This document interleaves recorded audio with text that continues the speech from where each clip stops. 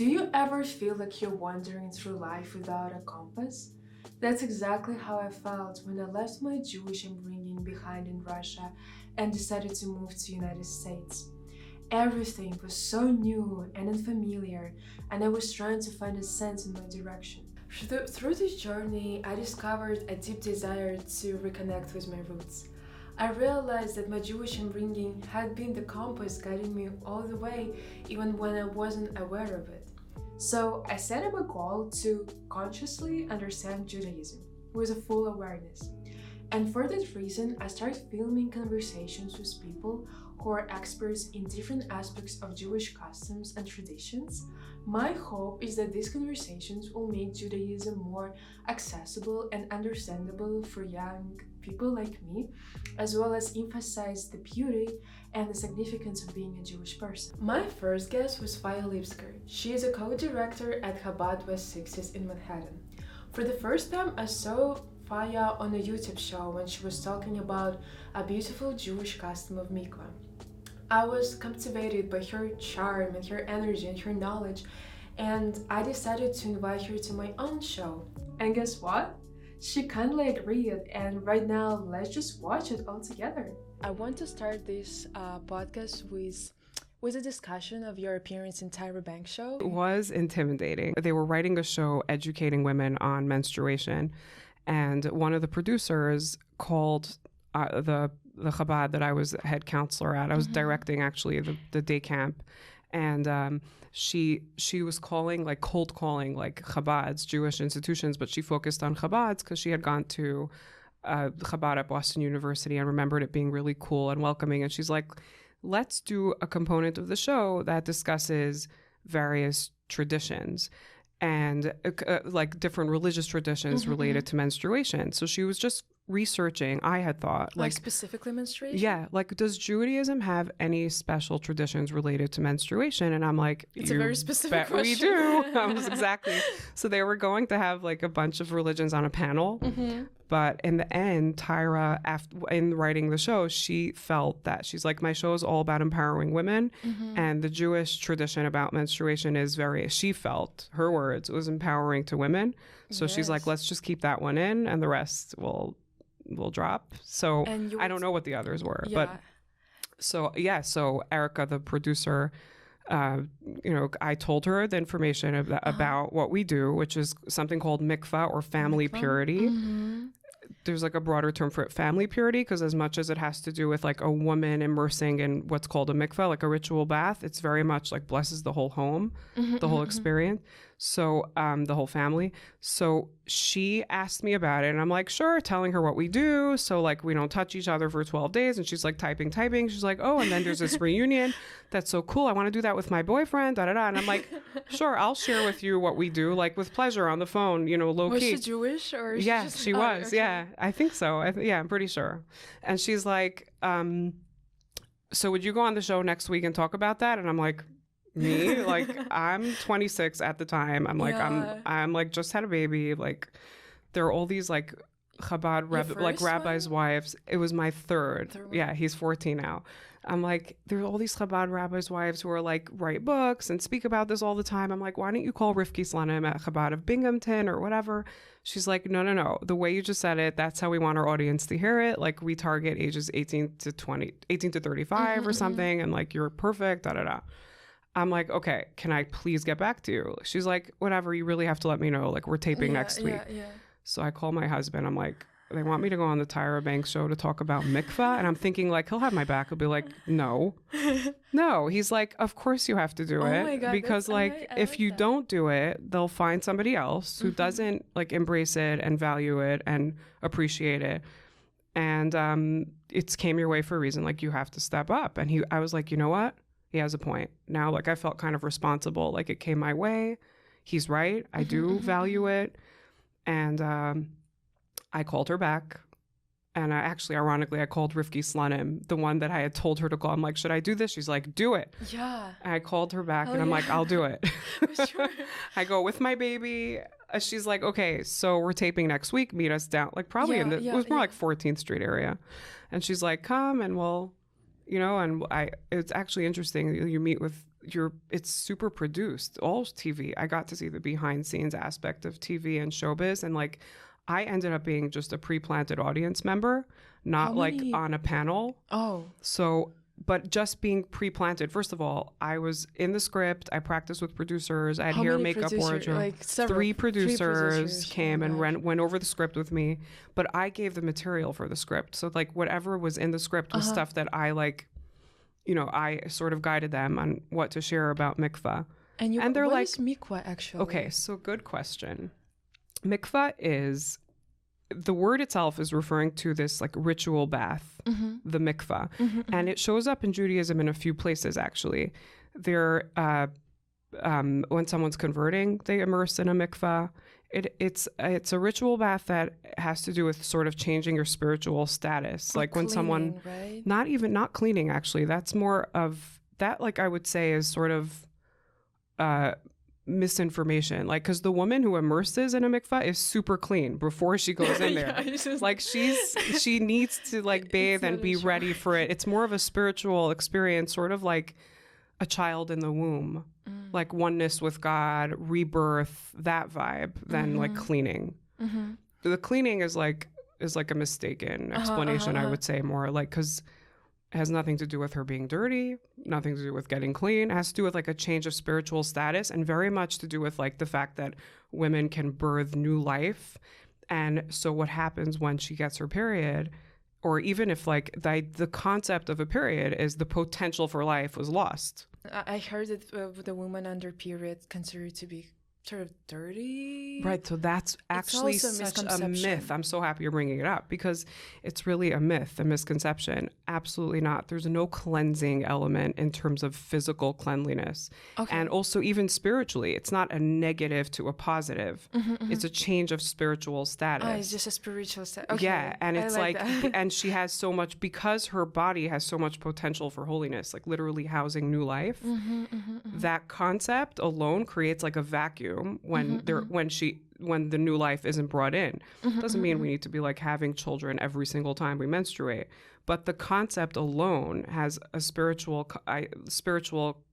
connotation of the ability of a woman's ability to house new life. So what happens is a woman will, when she menstruates, she'll start to separate from her husband physically. Like they're emotionally connected, and it's an opportunity for them to like really bond on an emotional and like any other way of connecting beyond the physical. What do you by physically? Not even like touching? No intimacy, no touching. At the very least, there's no sexual intimacy. But if you're really like going for the full experience, it's really no physical contact, no hugging or kissing or even like passing stuff directly to each other. It's kind of like maintaining a professional distance. And you're like roomies for a little while. Like besties. Yeah, exactly. But there's no like sexuality mixed in there. Obviously, there's still like the attraction and the love between you. So it's there, but you're not expressing it. So you're forced to express another way of connecting. Interesting. So when a woman menstruates, that whole process starts. And then 7 days after, she kind of counts down to the night of her mikvah, which is on the night of the 7th day after her period. And this is what it looks like. You go to this place, we're in the mikvah building. These days, they're really beautiful. Like the one on the Upper East Side is like Jerusalem stone heated floor. Upper West Side, where we live, is also like so elegant, renovated, and like really a spa-like experience. Like there's jacuzzi baths. It's really like your night to yourself to like connect and focus and think about like the deep meaning of a relationship. It's really about you connecting to God. Like a spa day, right? Yeah, but also a spiritual concept. Like it's your time to pray. Like the gates of heaven are considered more open to a woman when she's at the mikvah, because it's like a woman's mitzvah. Mitzvah means means of connection to God, not good deed. It's not. No, it's like, many mitzvahs are good deeds. Like one of the mitzvahs is be kind. That's a good deed. Yeah. But going to the mikvah is not a good deed. It's a means of connection. It's a means, like a tool to connect to God. Yeah, exactly. Like a channel. A channel. Yeah. So when a woman's in the mikvah, she's performing a mitzvah that is specifically designated to women. So she has more of sort of a direct channel to pray and connect. And for how long she's in mikvah? So once she's all prepared, like I said before, like she removes all intervening substances. It's just her natural self. And then it's really just a matter of dunking into the water just at least once to get everything in there. And you pop back up, say a blessing. Just you actually for bless it. A couple of minutes, right? Yeah, just to be fully immersed. Are there any clothing for mikvah? Completely her in her natural state of her body. Gotcha. Undressed. Yeah. And there's one mikvah attendant, basically a Jewish woman over the age of 12, which is bat mitzvah, which sort of gives her legal status, watching just to check that all your hair went under the water. And then when you pop back up and she'll say like kosher, like it was a proper immersion. And she has to completely immerse in the water. Yeah. So if you actually, interestingly, if there's a woman who has like a fear of immersion, like another woman could go in with her and help her. Let's say she's aquaphobic or something. But the concept is just to get fully immersed, like sort of a self, like let it surrender to God experience. Like you're not, when a person in water doesn't breathe and is really relying on, they're kind of having this experience of not being like alive almost, like it's sort of surrender. So that Kabbalistically, it's a little bit of like an experience of surrendering to God. And then you bless the moment, you say a blessing, and then 2 more immersions, the same, but you don't bless them, like a total of 3. But at the very least, there's like 1 immersion, yeah. What do you think, what is the value of mikvah in terms of the relationship between husband and wife? Such a good question. So when I teach brides, I say that, mikvah is an opportunity. You need to have a healthy relationship for mikvah to enhance the relationship, but it really can be a tool. Like, if you ask any sex therapist, like, advice, often I think what they'll say is like separate physically and see what that does for you guys. Do you yearn for each other? So it gives you that opportunity of like absence makes the heart grow fonder once a month. And that really could keep like the passion alive in a relationship. Like typically at the beginning of a relationship, you can't wait for every single touch. But then like how long could you sustain that? We're humans and passion fades. It's actually compared to a fire. Like fire fades over time. How do you keep a fire alive? You got to feed it. Exactly. So it really helps keep a passion alive. And like even post-menopausal women who have practiced this pattern will like maintain that later on. So people are like, oh, you have less sex because you're 12 days a month, you're apart. But actually, it just helps you spread out that part of your relationship, your intimate life, over your lifetime together, not sort of consolidating it to the earlier part of your marriage. It really keeps it throughout, which is so important for a couple. And you have time to build like this emotional bond, right? Yes, exactly. There's actually a blessing under the Jewish marriage canopy called the chuppah, blessing the couple to be, in Hebrew, re'im ahuvim, best friends who are lovers. That's perfect. I feel like the friendship is the core of every relationship, like romantic specifically. Yes. Like even for me, it's very important to first like be like best friends and then be, lovers. And women in general, I think, are craving an emotional bond with their partner. It's more important for women. Yeah. Yes, I think that it is more unique to women. I'm sure men also need that, but it is kind of unique to us more that we like really need it to be not just about the physical act but about the emotional spiritual connection. I'm so curious, how like sex perceived in Jewish religion, because what I notice about a lot of religions, they kind of have a negative connotation about that. So how is like sex perceived in Judaism? Okay, I love the question because it's true, and I'm so proud of us, of like the Jewish discussing religion, that, us discussing it, and the Jewish religion's approach. So other religions will, like you said, will be like sex is like a dirty thing and like low people have to do that, but the holy people don't engage, right? We stay celibate. So actually it's not viewed that way in Judaism. It's viewed as a very high level of mitzvah. It's very holy. It like in order to serve in the temple, to be a priest in the temple, you needed to be a married man, it's like kind who of experience another tool to connect with God. Yes, right? Especially with the context of mikvah, which maintains its holiness, not sort of sex, because it's such a holy source. It really fell low in society. Like it isn't. We don't perceive it as such a holy experience the way society portrays it. But in Judaism, it's viewed as very holy, and mikvah helps maintain that holy element. Clearly, when something has so much pleasure and good in it, it's a good thing. So Judaism recognizes that, and also the fact that it's a vessel for bringing new life into the world is godly and good and holy. So it's viewed as absolutely a respected, holy, important thing. Arguably, it's the number one mitzvah in Judaism, because if a community only had enough money, like to either build a synagogue or build a mikvah, they even have to sell their Torah to have enough funds to build the mikvah, because it's super important and valued. So you think that mikvah is kind of the main tradition of every Jewish marriage? Yeah, of Judaism at large. Yeah, it's a focus. It's definitely a focus and an important component. And it's the women's domain. So it also highlights how important and valued women are. It's interesting because the next section that I would like to discuss here is like the role of women in Judaism. Yeah. And what do you think? What is like the definition of feminine energy in Judaism? Right. I can't claim to be a Kabbalist and all that, but or very scholarly. But I do know that from what I have studied, feminine energy is considered like the ultimate. It's like the higher level of God is like the feminine version of God. Oh, so the God has like masculine and feminine energies. Yes. Interesting.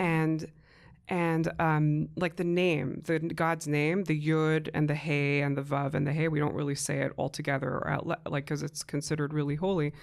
It highlights in Kabbalah the masculine and feminine energies within there.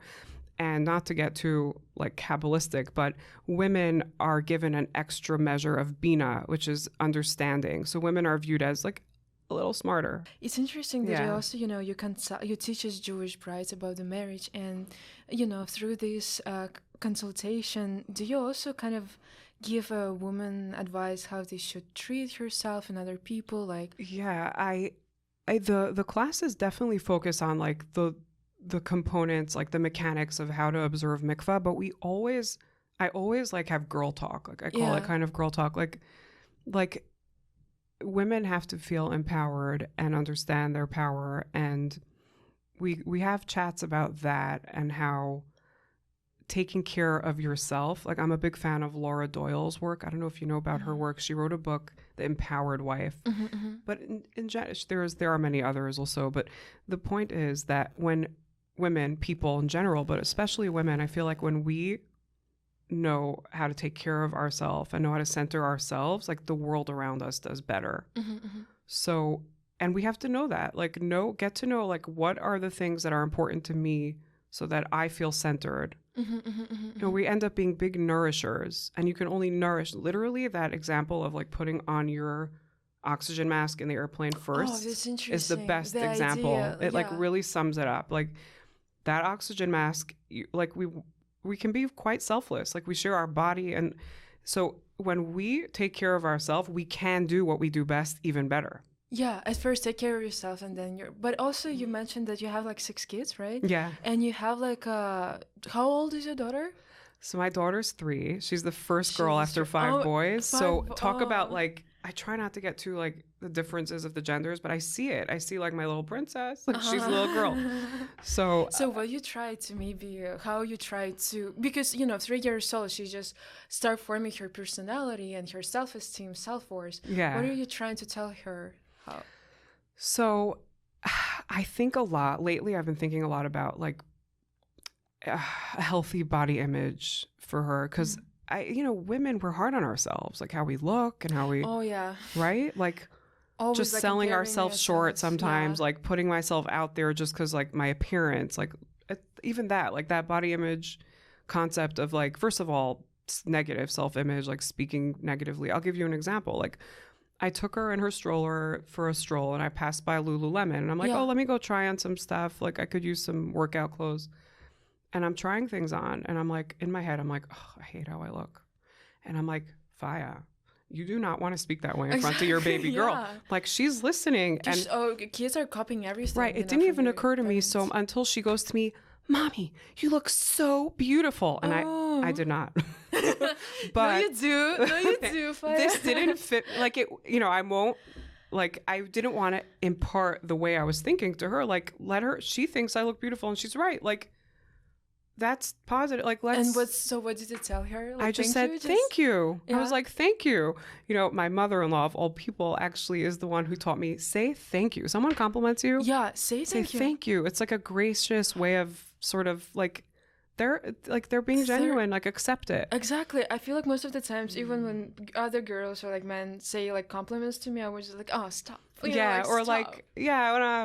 Just whatever. You're no, thank you. Thank you is like a regal. It's sort of, she really taught me a lesson in a short amount of time by teaching me, just say thank you. Like, so I said to my daughter, thank you. Yeah. And I ended up not buying the stuff, but I had this whole thought process of like, you know, I was buying workout clothes. Like I dress more covered up. Maybe I'll wear the leggings with a skirt on top or whatever. But point is, I was thinking a lot about can I help her have a healthy self-image? And it got me thinking about the whole idea of modesty as a healthy self-image point. Like not is interesting. Right. Actually. Not in terms of like shame. Like women shouldn't hide themselves. That's not the point of being more modest.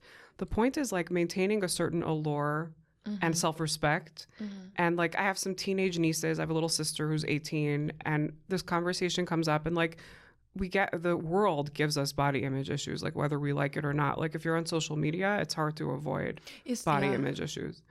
And especially when you can alter things so easily and to this like perfect quote unquote look. But when a woman knows like what's inside is what's valued, you know, and in Judaism, actually, when something is more precious and special, it's kept kind of more covered. The Torah is in like an ark with with doors and with like a curtain over it. And the Torah itself is dressed in like a covering. Yeah, it's a certain mystery, right? Right. Like the special holy things are kept kind of, they're not on display. Uncovered. Yeah, they're covered more. Like, and that's the idea, not to kind of have shame in your body, to be proud and know its power. Yeah. And unleash it at appropriate times, like to use it and know it. But like, you know, the concept of, I like to think about like a laser beam. A laser beam is like a strong, concentrated focus of light. It could perform surgery. Whereas a light bulb is also light, but it sort of lights up the whole room and has a great value and purpose. But when you concentrate that light, like it can do so much. What is like dating in Orthodox Jewish community, and what was your dating experience? So good question. So I'm married 20 years, so it's been a while. But it's funny, I was speaking with some people over the weekend, over Shabbat, about the current dating app scene and like thinking like my husband and I want to like kind of hijack someone's account go and just see what it's like, the swiping. I don't know.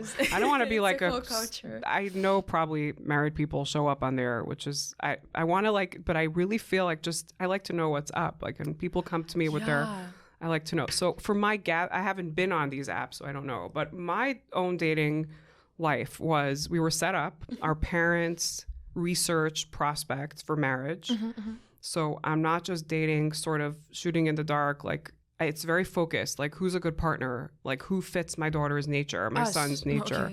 Like they're researched. So I dated a couple of people. Are there any companies that do this research, or it's there's like there isn't official companies, but there are people who focus on setting kids up. Called the shadchan, but really like a matchmaker, you know. Yeah, we have my mother-in-law. Yeah, matchmakers. Oh yeah. So definitely matchmakers, parents, people who love you look to helping you get married.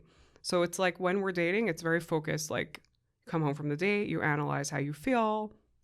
Are there any like specific talk after that? Like you just sit down and write down your thoughts, your feelings. It's ratings. Like it's a little more organic than that. Like it's, you know, I don't go and check off the list. It's like a lot of it is like, did I feel drawn to this person? Do I feel compassion to them? So there is definitely, the chemistry. You're looking for that for sure, because things can make sense on paper and then do not make sense when you're sitting together with the person. You can also go on dates like with different people, right? Yeah, we're not set up and like told this is who we're marrying, at least not in the world I come from. We're set up and then you go out on a date with the guy, the girl, and you together figure out if you want to marry each other. But it helps like get rid of a lot of the legwork, you know?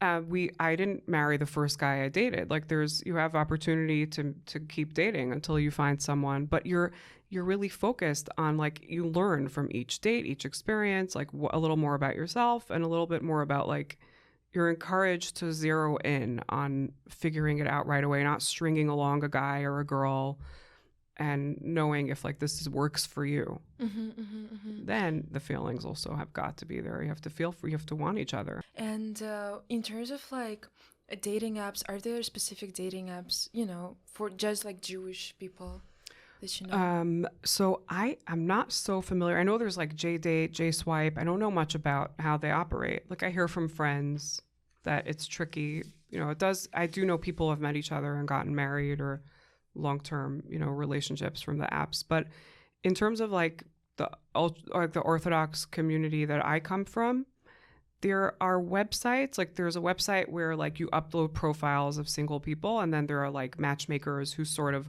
oversee setting up people based on their profile. So you're not like directly contacting each other.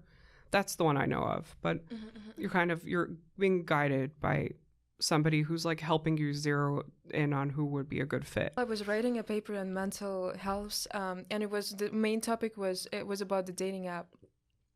Really? Yeah, and there was so much research on that, but there was so many like negative stuff too, because how it's affected. It's affected like the self-esteem. Right. I think that also like people expect a certain thing, and then when they meet the person in person, maybe they react differently to how they were chatting on the app. Imagine, yeah.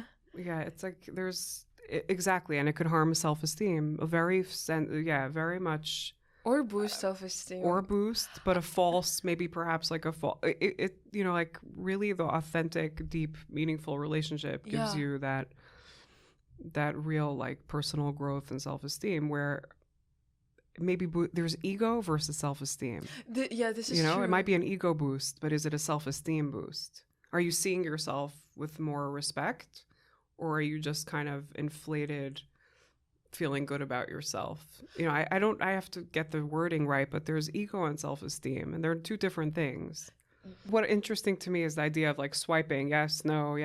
Like it minimizes people and their value somehow. It's like creating what is it doing to people's brains? Like that swipe left or right about a person. Yeah, right. Like shopping. Objects. Yeah, Amazon. Yes, no, swipe. I don't know. That's crazy. Yeah.